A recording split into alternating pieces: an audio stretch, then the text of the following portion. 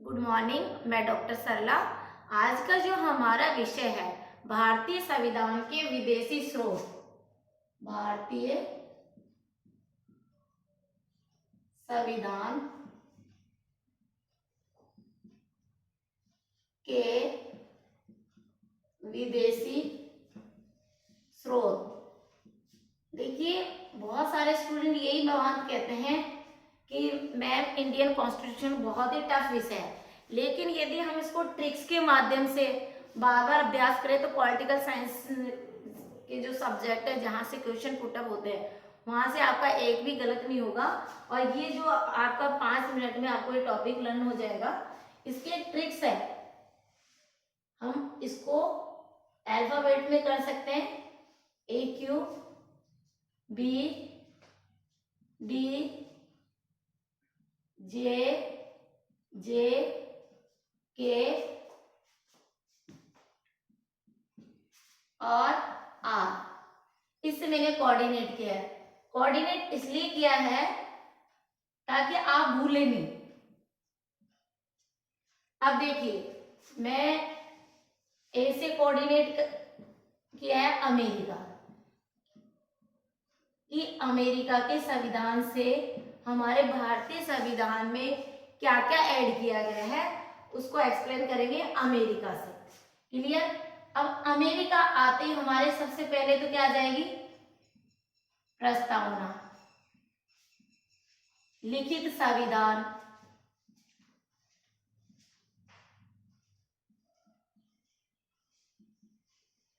संविधान की सर्वोच्चता। कहीं रटने वाली बात नहीं, आप समझिए। वीडियो को लाइक करिए, सब्सक्राइब कर कीजिए, कमेंट्स कीजिए। जहां आपको समझ में नहीं आता है तो प्लीज टिप्पणी भी कीजिए और समझिए। अरे आप 5 बार लिख लेंगे तो ये टॉपिक आप दूसरे को भी पढ़ा सकते हैं। और यहाँ से कोई क्वेश्चन पुटअप होगा तो 100% श्योर हूँ कि आपका गलत नहीं जाएगा। हमने अमेरिका के संविधान से कोऑर्डिनेट किया कि हमारे जो भारतीय संविधान में है वो अमेरिका के संविधान से कौन कौन चीजें ऐड की गई है, फॉलो किया गया है। वह प्रस्तावना, लिखित संविधान, संविधान की सर्वोच्चता, फंडामेंटल राइट्स, मौलिक अधिकार,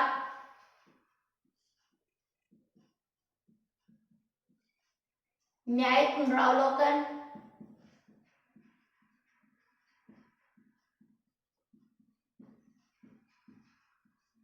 न्याय पुनरावलोकन शक्ति है वो अमेरिका के संविधान से ली गई है। ये ध्यान रखना है, कहीं कोई कंफ्यूजन नहीं होना है। स्वतंत्र न्यायपालिका,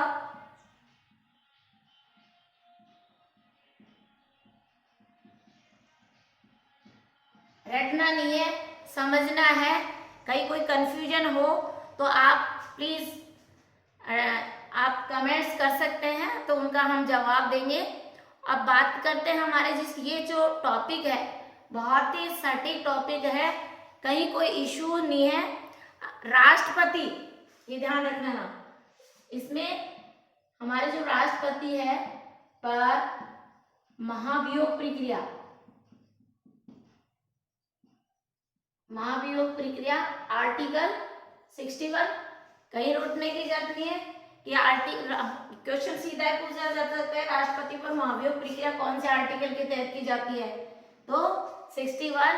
या जो राष्ट्रपति पर महाभियोग की प्रक्रिया है वो अमेरिका के संविधान को फॉलो करती है, कहीं कोई सा। और उच्चतम न्यायालय, अब ध्यान रखिए उच्चतम न्यायालय कहाँ है? दिल्ली में। एवं उच्च न्यायालय, हम राजस्थान केडर से हैं तो राजस्थान का उच्च न्यायालय जोधपुर में है। ये ध्यान रखना है। कहीं कोई डाउटफुल क्वेश्चन है तो आप प्लीज एक बार समझ के पढ़िए। कहीं कोई डाउट की इसमें कहीं नहीं होगा। उच्चतम न्यायालय, उस न्यायालय के न्यायाधीशों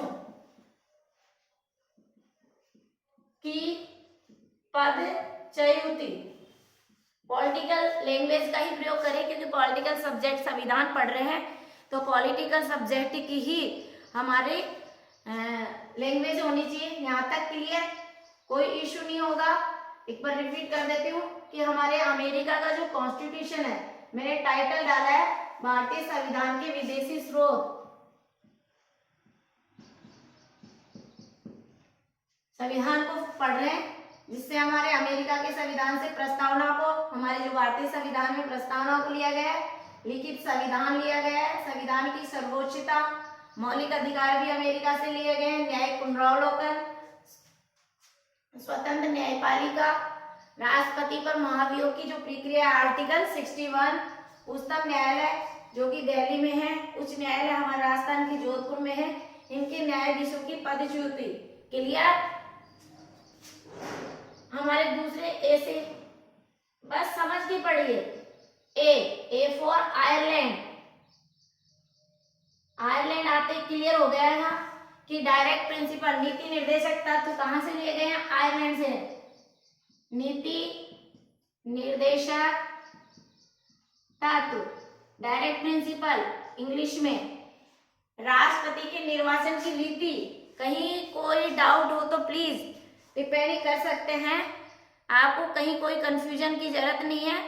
तो हम राष्ट्रपति के निर्वाचन की रीति, राष्ट्रपति के निर्वाचन, राष्ट्रपति के निर्वाचन की रीति। क्लियर? नीति निर्देशक तत्व, राष्ट्रपति द्वारा राज्यसभा से जो 12 सदस्य है, जिनको कला, विज्ञान, साहित्य, स्पेशल कोई वर्क किया है सोशल फील्ड में, उनका स्पेशल अनुभव है, कोई उपलब्धि हासिल किए है, तो उसके लिए हम किसका प्रयोग करेंगे? राष्ट्रपति के द्वारा राज्यसभा के 12 सदस्यों का मनोनयन। ये इसी में आता है, 12 सदस्यों का मनोनयन का मतलब सीधे चुने जाते हैं। स्पेशल उपलब्धि हासिल की हो, किसी ने साहित्य में, किसी ने राष्ट्र में कोई खेल उपलब्धि हासिल की है, या सोशल में फील्ड में कोई अच्छा काम किया है, तो उनको राष्ट्रपति सीधे सीधे 12 सदस्यों को राज्यसभा के लिए मनोनीत करता है। सीधे क्वेश्चन आ जाता है कि राष्ट्रपति के द्वारा कितने सदस्यों को सीधे मनोनीत किया जाता है? तो आपको आंसर देना है 12 सदस्य को, जिनको स्पेशल अनुभव हो, स्पेशल कोई अचीवमेंट्स प्राप्त की हो, गेन किया है, तो उनको सीधे राष्ट्रपति मनोनीत करता है। यहाँ तक कोई डाउटफुल क्वेश्चन? यहाँ तक क्लियर आपका? अब देखिए, एक क्वेश्चन इस तरह से भी आ जाता है कि राष्ट्रपति, यहां से राष्ट्रपति के निर्वाचन के द्वारा निर्वाचन मंडल का उल्लेख कहां से लिया गया है? तो ये भी राष्ट्रपति के द्वारा, राष्ट्रपति के निर्वाचन के द्वारा निर्वाचन मंडल, मतलब राष्ट्रपति का किस प्रकार से निर्वाचन होता है, कौन कौन पार्टिसिपेट करते हैं, तो ये कहां से फॉलो किया है? आयरलैंड से। कहीं डाउट नहीं है। अब देख, यहाँ तक के लिए हमको ए को हमने AQ में, तो ए फर्स्ट वाला ए को हमने अमेरिका से कोऑर्डिनेट किया है, सेकंड वाला हमने आयरलैंड से किया है, और थर्ड वाला होगा हमारा A for Australia. A for Australia. देखिए यही क्वेश्चन कौन सा? अब ऑस्ट्रेलिया आते ही कहीं कहीं कोई डाउट नहीं होना चाहिए, क्योंकि जब ऑस्ट्रेलिया आते हमारे क्लियर है, ऑस्ट्रेलिया जो आते ही हमारे जो कॉन्स्टिट्यूशन में हमने ऑस्ट्रेलिया करते हैं, तो कहीं कोई प्रावधान या उलझन की जरूरत नहीं है। इसको अपने ट्रिक से बांध दे कि प्रस्तावना की भाषा, प्रस्तावना की भाषा कहां से ली गई है? ऑस्ट्रेलिया से। तो इसको मैं ऐसे कोऑर्डिनेट कर दूं, PSV, P फॉर प्रस्तावना, S फॉर समवर्ती सूची,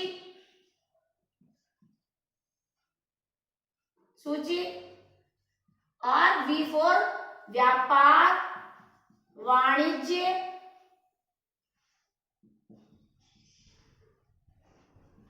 व्यापार वाणिज्य का प्रावधान। क्लियर? P फॉर प्रस्तावना, S फॉर समवर्ती सूची और V फॉर व्यापार वाणिज्य। PVC को ऑस्ट्रेलिया से कोऑर्डिनेट कि आज जो हमारा ऑस्ट्रेलिया है, ऑस्ट्रेलिया के संविधान से हमारे जो अमेंडमेंट है हमारे भारत संविधान में, उनमें क्या क्या वर्ड जोड़ा गया है। तो जो प्रस्तावना की भाषा है, देखो अमेरिका से तो केवल प्रस्तावना को लिया गया है और ऑस्ट्रेलिया में किसको ऑस्ट्रेलिया से क्या जोड़ा गया है? प्रस्तावना की भाषा को, समवर्ती सूची, व्यापार वाणिज्य का प्रावधान। क्लियर?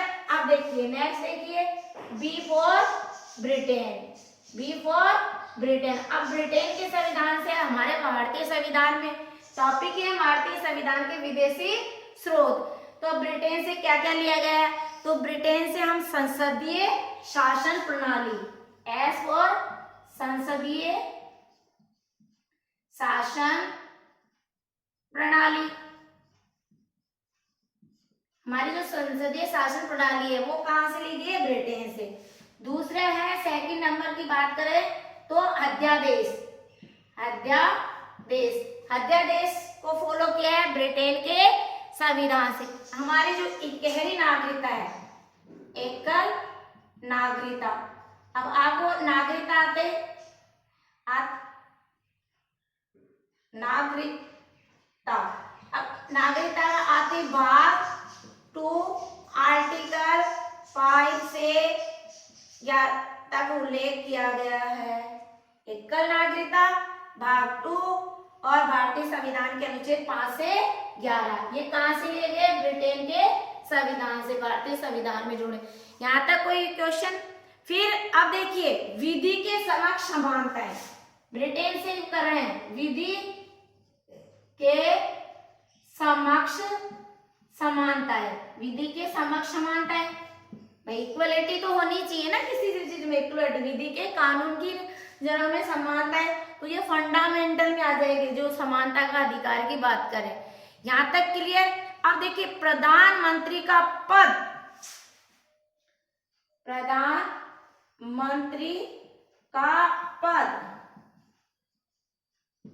प्रधानमंत्री का पद विधि निर्माण प्रक्रिया, विधि निर्माण प्रक्रिया और एकीकृत नौकरशाही, एकीकृत नौकरशाही। फिर देखिए लोकसभा अध्यक्ष, स्पीकर,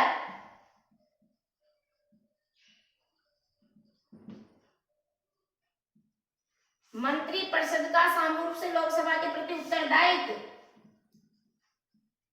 मंत्री परिषद का सामूहिक रूप से लोकसभा के प्रति उत्तरदायित्व। मंत्री परिषद किसके प्रति उत्तरदायी होती है? लोकसभा के प्रति उत्तरदायी होती है। ये भी concept, first past the first, past the post fast, ये भी कहां से लिया गया है? ब्रिटेन के शासन से। System, post system. क्लियर? हम बात करें कि ब्रिटेन के शासन से हमारी संसदीय शासन प्रक्रिया को फॉलो किया है, प्रक्रिया को लिया गया है।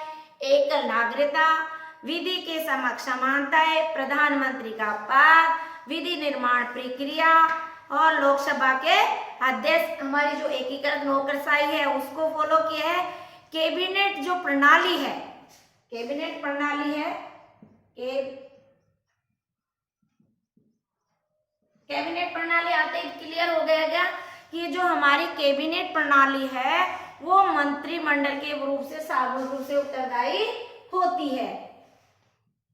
मंत्रिमंडल सामूहिक उत्तरदायित्व, सामूहिक उत्तरदायी होती है। तो हमारे जो ब्रिटेन है, ब्रिटेन से हमारे भारतीय संविधान में इनको लिया गया है। अब नेक्स्ट आता है हमारा डी से, दक्षिण अफ्रीका। बहुत ही संक्षिप्त ये लर्न हो जाएगा। डी फॉर दक्षिण अफ्रीका। अब दक्षिण अफ्रीका आते ही हमारे दिमाग में क्वेश्चन उड़ गया कि दक्षिण अफ्रीका में क्या होता है, संविधान संशोधन प्रक्रिया। संविधान संशोधन प्रक्रिया केवल एक आएगा, आर्टिकल 368। आर्टिकल 368। अब देखिए फ्रांस, एफ फॉर फ्रांस। अब फ्रांस आते क्लियर, हमारी जो गणतंत्रीय शासन प्रणाली है, फ्रांस से गणतंत्रीय शासन प्रणाली। अब गणतंत्रीय आ जाते हैं तो क्या हो जाएगा, freedom, equality and fraternity. Equality fraternity यानी समानता, इक्वलिटी मीन समानता, फ्रीडम मीन स्वतंत्रता, और बंधुत्व, फ्रेटर्निटी यानी बंधुत्व। ये हमारे फ्रांस के संविधान से लिए गए हैं। अब देखिए जे फॉर जर्मनी। अब जर्मनी की बात करें, कहीं जर्मनी आते क्लियर कर देना कि ये जर्मनी का मतलब आपात काल। जर्मनी का आते ही हम क्या करेंगे, आपातकाल। और आपातकाल के आर्टिकल 3 है, 352, आर्टिकल 356 और 360। युद्ध बाह्य आक्रमण परिस्थितियों में आर्टिकल 352 का उल्लेख किया गया है। 356 की बात करें तो हमारी संवैधानिक शासन व्यवस्था अस्त व्यस्त हो जाती है, सरकार ढंग से नहीं चल पाती है, तो राज्यपाल से व्यवस्था नहीं चल पा रही, तो यहाँ पे क्या हो जाएगा, इसको राज्य आपातकाल भी बोलते हैं, राज्य आपातकाल, ये राष्ट्रीय आपातकाल। और 360 बाढ़ आ गई, हमारी साख चौपट हो गई, वित्तीय आपात। और 360 में किसका उल्लेख किया गया है, वित्तीय आपात का। क्लियर। और जर्मनी से आपातकाल का ही उल्लेख किया गया। और आपातकाल में मौलिक अधिकार, ये भी है, मौलिक आपातकाल में मौलिक अधिकार क्या किए जा सकते हैं, स्थगित किए जा सकते हैं। केवल एक ध्यान रखना, आर्टिकल 20 और आर्टिकल 21 ये इमरजेंसी ऐसे हैं जिनको इमरजेंसी के टाइम पे भी खत्म नहीं किया जाता है, जीवन का अधिकार। और किसी ये है जीवन अपराध, ये दोनों चीजें हैं, इनको एजुकेशन और जीवन का अधिकार ऐसी चीज है जिनको किसी भी कंडीशन में स्थगित नहीं किया जा सकता है। बाकी 20 और 21 को छोड़कर जितने भी हमारे फंडामेंटल राइट्स है उनको आपातकाल में स्थगित किया जा सकता है।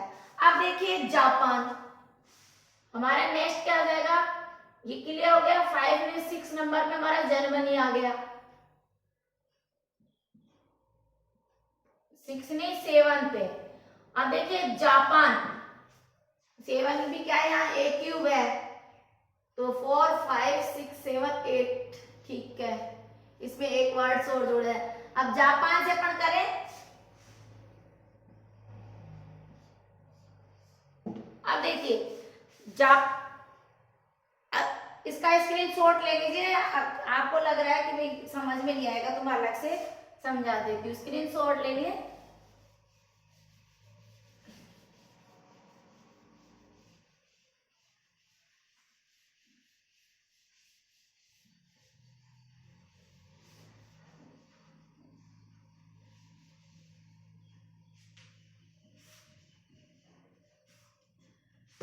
नेक्स्ट है इस J4 जापान।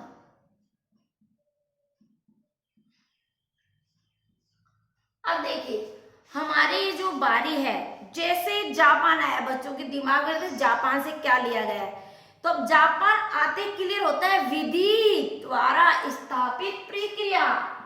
विधि द्वारा, रटने की चीज नहीं है, मैं किस तरह से आपको एक्सप्लेन कर रही हूँ उस चीज को समझिए। जापान, जापान विधि द्वारा स्थापित प्रक्रिया, स्थापित प्रक्रिया किसके द्वारा? विधि का मतलब समझे, कानून के द्वारा, कानून के द्वारा स्थापित प्रक्रिया, फास्ट। दूसरा देखिए, सेकंड देखिए, विधि के द्वारा स्थापित प्रक्रिया और विधि द्वारा स्थापित क्रिया विधि के सिद्धांतों का आधार पर उच्च न्यायालय क्या करेगा? कार्य करेगा। तो ये देखिए सेकंड हो जाएगा, विधि द्वारा स्थापित क्रिया विधि, विधि के द्वारा स्थापित क्रिया विधि और सिद्धांतों के आधार पर सर्वोच्च न्यायालय कार्य करेगा।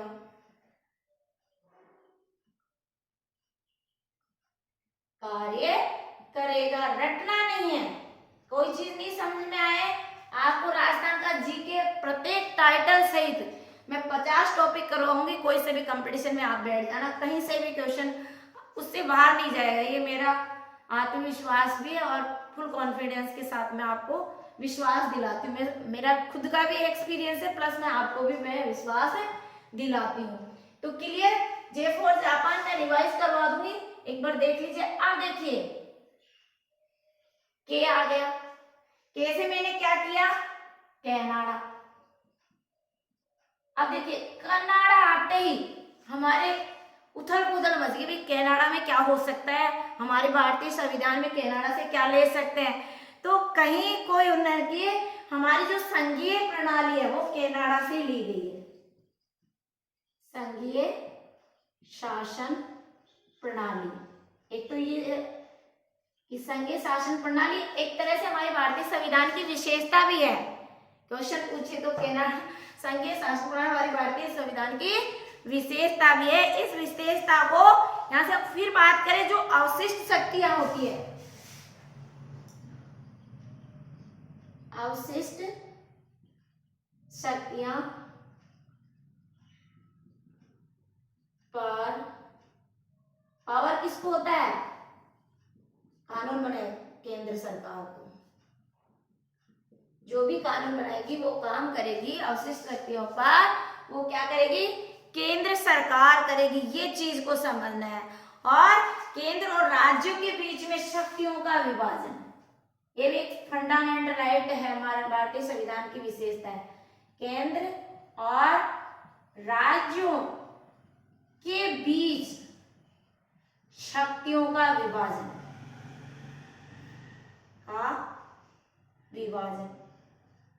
और फोर्थ हम बात कर लें गवर्नर की। एक बार रिवाइज कनाडा करते हैं। K4 कनाडा, संघीय शासन प्रणाली कनाडा से ली गई है। हमारी जो अवशिष्ट शक्तियां हैं वो कनाडा के संविधान से ली गई है, जिस पर पावर यानी काम करने का अधिकार केंद्र सरकार ही काम, कोई भी कानून बनाती है करती है तो केंद्र सरकार को है। केंद्र और राज्यों के बीच में शक्तियों का विभाजन, बंटवारा, ये भी कनाडा के संविधान से लिया गया। और राज्य गवर्नर में राज्यपाल, ये भी कनाडा के संविधान से लिया गया। अब देखिए लास्ट हमारा टाइटल बचा है R फॉर रूस। अब जो बात करें रूस, देखिए भारतीय संविधान क्लियर के भाग 4 क, यहाँ समझना, और अनुच्छेद 51 क में कितने मूल कर्तव्य लिए हैं? मूल कर्तव्य। वर्तमान में कितने? पहले संविधान में 10 मूल कर्तव्य थे और अब वर्तमान में 11 मूल कर्तव्य हैं। ये कहां से लिए गए हैं? ये रूस से लिए गए हैं। ठीक है, क्योंकि ये रटना है, समझना है। यहाँ से क्वेश्चन आता है भाग 4 के आर्टिकल 51 के से मूल संविधान में 10 ही मूल कर्तव्य थे, वर्तमान में शिक्षा और अनिवार्य अधिकार जोड़ दिया गया है 11वां कर्तव्य। तो 6 से 14 वर्ष के बालकों को अनिवार्य शिक्षा का अधिकार 11वां मूल कर्तव्य है। तो ये मूल कर्तव्य कहां से लिए गए? रूस से लिए गए। ये चीज समझे, मूल कर्तव्य कहां से लिए गए? रूस से। कोई उलझने की जरूरत नहीं है। और बात करें एक चीज और है यहाँ पे कि 42वें संविधान संशोधन, 42वें संविधान संशोधन 1976 में प्रस्तावना में न्याय शब्द को जोड़ा गया था। और न्याय शब्द जोड़ा गया वो भी रूस से न्याय, और इसमें सामाजिक, आर्थिक और राजनीतिक, सामाजिक, आर्थिक और राजनीतिक, ये चीज को समझना है का आदर्श। यहाँ क्या से रूस से जोड़ा गया का आदर्श। अब देखिए ये हमारा टॉपिक था आज का। हमारा पॉलिटिकल साइंस का विषय था कि भारतीय संविधान के विदेशी स्रोत। भारतीय संविधान के विदेशी स्रोतों को हमने एक ट्रिक से जोड़ा। ए क्यूब यानी ए फर्स्ट वाला, A for America, A for Ireland और ए फॉर ऑस्ट्रेलिया, तीनों का। B for Britain, D for दक्षिण अफ्रीका। अब जब दक्षिण अफ्रीका आपके आ जाता है कहीं पे भी, तो हमारे केवल दक्षिण अफ्रीका से संविधान संशोधन प्रक्रिया को ही लिया गया है जो आर्टिकल 368 में उल्लेखित है। फ्रांस जो हमारे भारतीय संविधान में गणतंत्र शासन प्रणाली है, ठीक है, डेमोक्रेटेड है।